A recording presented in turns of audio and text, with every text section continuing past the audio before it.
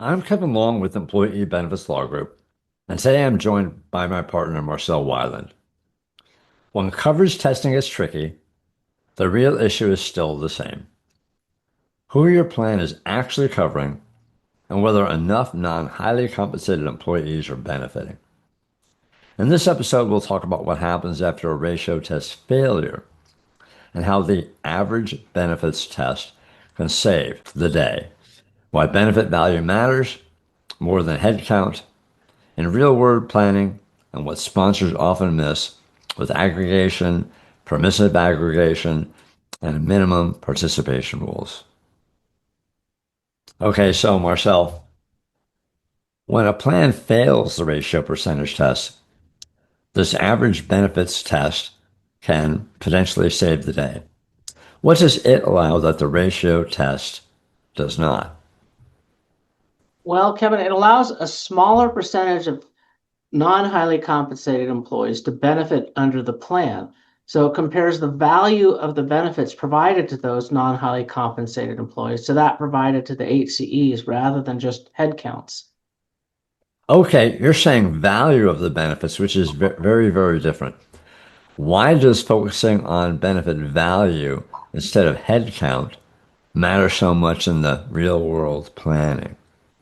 Well, it provides a lot more flexibility for plan design because you can provide more benefits to HCEs and you can still pass testing by providing benefits to fewer NHCEs so that you can be more discriminating as to which of the NHCEs you want to provide benefits to. Okay. In your experience, why is the average benefit test underutilized despite its power? Well, it's not really so much that it's underutilized. It's really normally it's a backup to pass coverage testing if you fail using the ratio percentage test. So the ratio percentage test is simpler to run, takes less data, less work to run. So when you're putting in a new plan and preparing plan design, it's easier to come up with different scenarios assuming the ratio percentage test. So in actual plan operation, Hmm. later on, after you've decided upon a plan design, if they fail using ratio percentage, then you can go to average benefits test and find a way to pass, even if you don't pass ratio percentage. Okay, so simple is better, and it's the prevalent test, and it's easily understandable to use the ratio percentage test. Right. Now, turning to aggregation, what's the executive level takeaway sponsors also miss?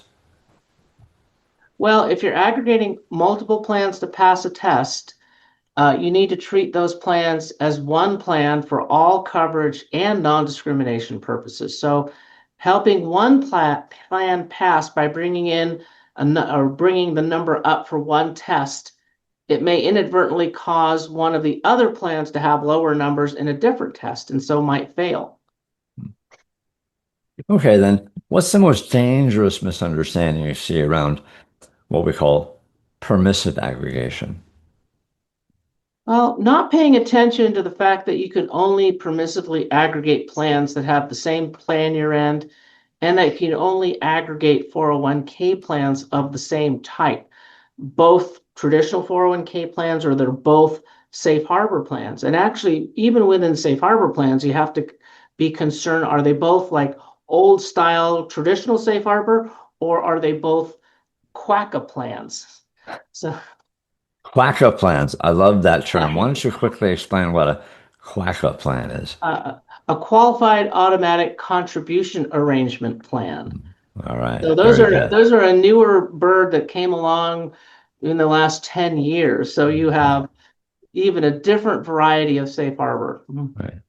All right. So this is where technical mastery turns into complexity and then into strategic advantage. A lot to think about, a lot to follow, in a much more thorough and very readable article that you can click the link to and find on our website. Marcel does a wonderful job of actually putting this in English, and I think it may help very much. If you need specific guidance on the topic, let's start a conversation. And now for the fine print. This podcast is for general informational purposes only. It does not create an attorney-client relationship, between Employee Benefits Law Group and the listener or reader, and it does not constitute legal advice for a specific situation.